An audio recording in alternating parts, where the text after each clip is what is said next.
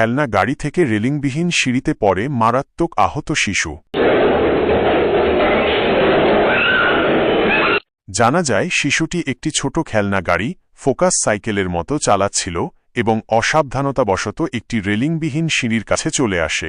নিয়ন্ত্রণ হারানোর ফলে শিশুটি খেলনা গাড়িটি সহ সিঁড়ি থেকে নিচে পড়ে যায় এবং গুরুতর আঘাত পায়।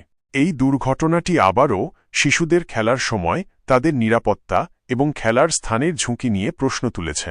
একটি খেলনা গাড়ি আপাতদৃষ্টিতে বিপজ্জনক মনে না হলেও অসাবধানতা এবং ঝুঁকিপূর্ণ পরিবেশের কারণে তা মারাত্মক দুর্ঘটনার কারণ হতে পারে। বিশেষ করে সিঁড়ির মতো স্থানে রেলিং না থাকা শিশুদের জন্য কতটা বিপজ্জনক হতে পারে এই ঘটনা তারই প্রমাণ।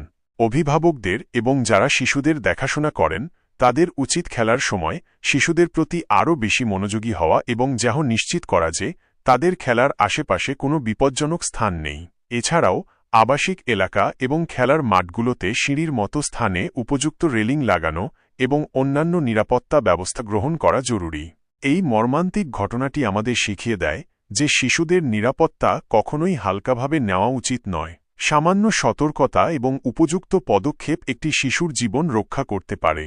স্থানীয় প্রশাসন এবং সংশ্লিষ্ট কর্তৃপক্ষের উচিত এই ঘটনার গুরুত্ব অনুধাবন করে শিশুদের খেলার স্থানগুলোতে নিরাপত্তা নিশ্চিত করার জন্য দ্রুত পদক্ষেপ নেওয়া।